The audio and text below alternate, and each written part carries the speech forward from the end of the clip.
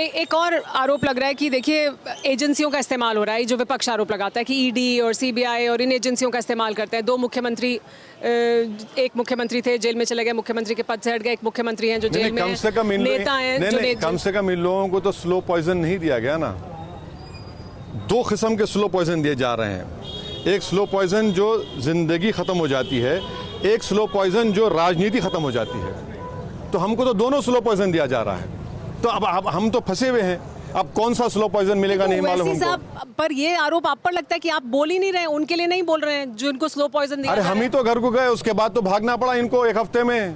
नहीं, बट केजरीवाल के लिए तो कुछ नहीं बोला। कौन? केजरीवाल के लिए भाई जो हथकड़ियों में जो शख्स है उसको गोली मार दी गई, कौन बोला? कितने लोग बोले बताइए? मुख्तार अंसारी कन्विक्टेड हैं, जरूर जुडिशियल कस्टडी में है, जहर दे दिया गया, कोई नहीं बोलते। भाई आप अगर थोड़ी देर के लिए भूल जाइए नाम मुख्तार है या जो भी ना, भाई आपकी तो एक जिम्मेदारी है ना। हम सब ने संविधान पर एक ओथ लिया है। राइट टू लाइफ एक फंडामेंटल राइट है, और राइट टू लाइफ सिर्फ इंसानों के लिए, जो जेल में उनका भी राइट टू लाइफ है। ठीक है, वो गलती क्या होगा, मगर उसकी पत्नी है, उसकी माँ है, उसके भाई लोग हैं। तो ओवैसी साहब ये चूज करते हैं कि वो उनके साथ खड़े हैं जो अफजाल अंसारी हैं या बाकी लोग हैं जिनके लिए कोई नहीं खड़ा, और आप अरविंद केजरीवाल या हेमंत सोरेन के लिए उस तरह से नहीं बोलेंगे क्योंकि वो राजनीति में है। मुझे भी तकलीफ है जब मैं देखता हूँ उनकी वाइफ को, उनकी तकलीफ मुझे भी है। मगर आप बताइए जो जेल में सड़ रहे हैं 6-6 साल से, उनका क्या होगा जिन पर यूएपीए लगा दिया गया? कभी इन लोगों ने बोला? कुछ नहीं बोलते। 6-6 साल से 6-6 साल से जेल में कोई। अरे भाई मैं ये बोलता हूँ ना कि सेलेक्टिव क्यों होते हैं? जब तकलीफ आती है, मुसीबत आती है, तो आप हिंदू मुस्लिम करते हैं, मैं नहीं करता हूँ, आप करते हैं ना। आप ये मैंने आपसे मुराद ये तमाम पार्टीज करते हैं। भाई जेल में सब हैं, आप जेल में देखिए, जेल में ज़्यादा दलित हैं, आदिवासी है, आप इनको देखिए।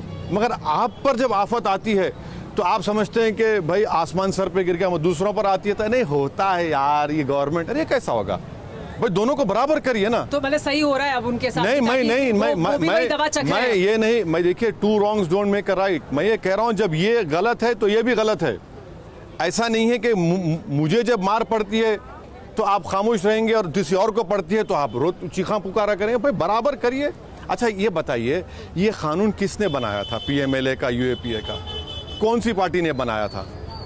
आप ही ने बनाया, आप ही ने बनाया। आपने तस्तरी में रखकर दे दिया इनको और ये लोग इस्तेमाल कर रहे हैं। यही तो हमारी परेशानी है, यही तो हमारी तकलीफ है। भाई आप बना कर देते हैं, और जब हम बना रहे थे, हम पुकार रहे थे मत बनाओ मत बनाओ, क्योंकि पावर इज नॉट इटर्नल। आज आप सत्ता में, कल को और रहेगा, मगर आप सुने नहीं। ये क्या वजह है असदुद्दीन साहब कि आप सबकी बात कर रहे हैं और आप, ऐसा लग रहा है कि आप एक ऑल्टरनेटिव की बात कर रहे हैं, क्योंकि आप दोनों तरफ से इक्वी डिस्टेंस दिखाई देते हैं। मतलब एनडीए और बीजेपी से तो दूरी है, साथ ही इंडिया गठबंधन या कांग्रेस लेड जो खेमा है उससे भी आपकी दूरी है। तो दोनों ने आपसे डिस्टेंस बनाया हुआ है, दोनों तरफ से आपकी दूरी है। तो क्या आप एक अलग ऑल्टरनेटिव सामने रख रहे हैं? फिर वो ऑल्टरनेटिव कैसे अरविंद केजरीवाल के ऑल्टरनेटिव से अलग है? क्योंकि वो कहते हैं मेरा ऑल्टरनेटिव सबसे अच्छा है। उसके बारे में जितना कम बात करें बेहतर होगा। हम संजय भाई को जानते हैं, बड़ी इज्जत करते हैं उनकी, मगर खैर वो अलग बात है। आप ये बताइए, इस देश की गरीब जनता के लिए, इस देश के दलितों के लिए, आदिवासियों के लिए, बैकवर्ड क्लास, अल्पसंख्यक समाज के लिए एक थर्ड ऑल्टरनेटिव ज़रूरी है। ऑल्टरनेटिव ज़रूरी है, वरना तो हम इन दोनों के पैरों का फुटबॉल बने हुए हैं। गोल पोस्ट चेंज कर लेते और हम फुटबॉल बने खेलते नजर आते, बात ही नहीं होती हमारे बारे में कोई भी। क्योंकि जब ये बात होती है कि विपक्ष पर ईडी की कार्रवाई हो रही है तो आम आदमी पार्टी वाले कहते हैं कि देखिए हमें तो समन पर समन आ रहे हैं, हमें नोटिस आ रहे हैं। ओवैसी साहब को कोई नोटिस नहीं आता, ओवैसी साहब के खिलाफ ऐसी कार्रवाई नहीं होती। कई हमारे जानने वालों पर हुआ है कार्रवाई, कई हमारे करीबी जानने वालों पर कार्रवाई होती रहती है। अच्छा मैं चीफ मिनिस्टर हूँ, मैं लिकर पॉलिसी बनाया क्या? मैं इतनी यहीं पर रुक जाता हूँ। आज़ाद, मुझे बहुत मालूम उस बारे में, मैं बहुत बातें कर सकता हूँ, थोड़ा पढ़ता हूँ मैं भी। लिकर पॉलिसी मैंने बनाया, लिकर पॉलिसी आपने बनाई। हम तो शराब पीते भी नहीं हैं, दूर दूर तक हम खरीद भी नहीं आते, आप बनाए हैं। अब आप उसका जिम्मेदार मैं थोड़ी हूँ। आपको लगता है भ्रष्टाचार? अच्छा, और नहीं, भ्रष्टाचार छोड़िए, देखिए करप्शन देखिए। मेरे 4 एमएलएस को आपने खरीद लिया बिहार में, उन बेईमानों को। वही महाराष्ट्र में बीजेपी और शिंदे मिलकर तोड़ते हैं, तो वो तोड़ना आपको बुरा नजर आता है। आप कहते हैं लोकतंत्र का खतल हो रहा है। मेरे 4 एमएलए को लेके चले गए बिहार में, अब वो क्या था? वो बहुत अच्छा काम किया आपने। यही तो हम कह रहे हैं भाई, आप जब गलत कह रहे हैं सबको गलत कहो ना। नहीं हम नहीं किए ओवैसी साहब। अरे भाई फिर महाराष्ट्र में क्या हुआ? तो ओवैसी साहब से क्यों इतना सबको खतरा लगता है? आपने पल्लवी पटेल के साथ अलायंस किया, आप बीएसपी के साथ भी अलायंस करना चाह रहे थे और वो होता तो शायद आपके लिए और अच्छा होता, बट वो क्यों हर कोई ओवैसी साहब से डरता है, बचता है, क्यों? उसकी क्या वजह है? नहीं मैं कोई आदमखोर शेर तो नहीं हूँ, मैं इंसान हूँ। मैं तो इंसान हूँ। अलायंस क्यों नहीं होता? नहीं इसमें अब मैं क्या कर सकता हूँ भाई? हर एक पार्टी का राइट है कि वो किसके साथ करे ना करे, उनको बेहतर मालूम उनका फायदा और नुकसान। नहीं, लेकिन पॉलिटिकल पॉइंट ऑफ व्यू से क्या वजह है कि वो नहीं करना चाहते? मुझे पता नहीं है। हम तो इम्तियाज जलील साहब हमारे जो महाराष्ट्र के अध्यक्ष ने कहा कि हम तैयार हैं आने के लिए, आप लीजिए हमको। एक नहीं, इम्तियाज ने 3 मरतबा कहा आपको कबूल नहीं है तो मैं क्या करूं, मगर वोट चाहिए, वोट बराबर चाहिए, और फिर आप चुनाव मत लड़िए। अरे भैया हम चुनाव नहीं लड़ रहे तब। अच्छा अभी आप देखिए, आज हमारे संजय कुमार साहब CSDS का डेटा आया, अगर वो सच निकलेगा तो क्या होगा? 40% वोट बता रहे हैं।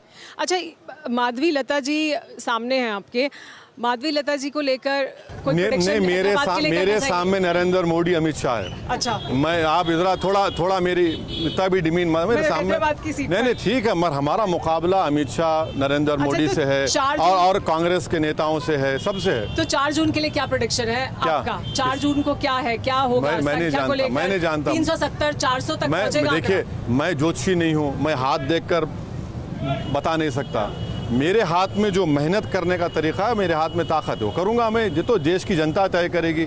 अभी तो चुनाव शुरू होगा, उसके बाद देखते हैं क्या होता है। अच्छा, लेकिन कहा यह जा रहा है कि इस हद तक है कि आपके खिलाफ अभी तक उन्होंने कोई कैंडिडेट भी नहीं उतारा। अरे मैं चला, अंडरस्टैंडिंग है। अरे मैं चला रहा हूँ। रायबरेली अमेठी में नहीं दिए, मैं चला रहा हूँ पार्टी। मेरे को क्या करना है? मेरे को तो देखिए, रेवंत रेड्डी के साथ तेलंगाना में कोई अंडरस्टैंडिंग बन रही है क्या? अरे देखिए, हमारे मुख्यमंत्री हैं, मैंने उनसे रोड वाइंडिंग के पैसे पूछे। वो आपको इफ्तार में उन्होंने खजूर भी खिलाई थी, वो वीडियो भी देखा हमने। नहीं हम भी खिलाए खजूर उनको। हम किसी को जब भी फौरन खिला दिए उनको भी, ऐसा नहीं है कि हम ही खा लिए, उनको भी खिलाए। तो खजूर खिलाते हैं क्या, उसमें क्या करना है? हम गए, इफ्तार की दावत है भाई। आपको एक गंगा जमुनी तहजीब है, मोहब्बत बरकरार रहना चाहिए। अगर हम नहीं जाते तो बोलते देखो नहीं गए, अगर गए तो क्यों गए? अब क्या करेंगे? आप कुछ भी करिए तो गए। जाने के बाद कैंडिडेट नहीं आया तो क्या एक और इससे जुड़ा हुआ सवाल होता है कि असदुद्दीन ओवैसी साहब राजनीति में तेलंगाना में जो पावर में होते हैं उनके करीब रहना पसंद करते हैं, क्या ये इस वजह से है आपका उनसे हम तो खुलेआम अपोज की ना, कांग्रेस की खुलेआम अपोज किए। पब्लिक ने उनको, जनता ने उनको सत्ता दी, हम उसका रिस्पेक्ट करते हैं। लेकिन अब सत्ता में आ गए तो नहीं सत्ता में तो डेवलपमेंट, उनसे जाके बात ना करें, उनसे पूछे ना कि भाई आप डेवलपमेंट कराइए। डेवलपमेंट तो चाहिए ना मेरे को। डेवलपमेंट होगा, लेकिन अगर वो कैंडिडेट कमजोर देंगे या वो एक अंडरस्टैंडिंग करेंगे तो फिर ये तो ज्यादा हो गया कि क्यों नहीं दे रहे मेरे, मैं क्या जानूं। अच्छा, कांग्रेस के बाद नेता बोलते कि मेरी सेटिंग बीजेपी से है। आखिर कितने लोगों से मेरी सेटिंग कराएंगे आप लोग? समझ में नहीं आ रहा मुझे। अरे सब मेरे से मिले हुए हैं, अजीब मामला। मिलना नहीं चाहता। हाँ नहीं, ये बात सही है कि मैं सबकी लैला हूँ, मैं जानता हूँ, मगर हर एक को मैं इनसे मिला हुआ हूँ, उनसे मिला हुआ। अरे भैया, वो पार्टी अलग है, ये पार्टी अलग है, आइडियोलॉजी डिफरेंट है, और अगर वो कर रहे हैं नहीं कर रहे, मुझे उससे क्या मतलब। उत्तर प्रदेश में बात होती है तो वैसे जो है वो बीजेपी की बी टीम है। यहाँ कहा जा रहा है कि अब जल्दी ही शायद वैसी कांग्रेस की बी टीम बन जाएंगे, तो ये हर जगह अलग अलग टीमें बदल के कैसे खेल होगा? अब ये तो उन लोगों को तय करना चाहिए। मैं तैयार हूँ उनकी हर गाली सुनने को, और मैं रोक नहीं सकता किसी की ज़बान को, उनको इख्तियार है। बट ये तो अजीब मामला है कि जहाँ आपको सूट करेगा वहाँ गाली दो, जहाँ पर सूट नहीं करेगा खामोश हो जाओ। तो मैं तो कुछ नहीं कर सकता। 4 जून के लिए कोई प्रोडिक्शन आप करेंगे? 400 पार होने वाला है क्या? नहीं, 4 जून के लिए हमारी पूरी कोशिश है इंशाल्लाह ताला। हमको यकीन है कि हैदराबाद की जनता हैदराबाद से MIM पार्टी को कामयाब करेगी, और ये उनके इत्तेहाद की, उनकी गंगा जमुनी तहजीब की, उनके सोच की, दलित सोच की, आदिवासी सोच की, मुसलमान और जितने OBC हैं सबकी कामयाबी होगी। और औरंगाबाद की जनता इंशाल्लाह दोबारा इम्तियाज़ साहब को अपना MP बनाएगी, और अख्तर उल ईमान को किशनगंज से। और जहाँ कहीं भी हम कैंपेन करेंगे, चाहे तमिलनाडु हो, बिहार हो और महाराष्ट्र हो, हमको उम्मीद है कि वहाँ पर हमको कामयाबी मिलेगी। बहुत शुक्रिया वैसी साहब।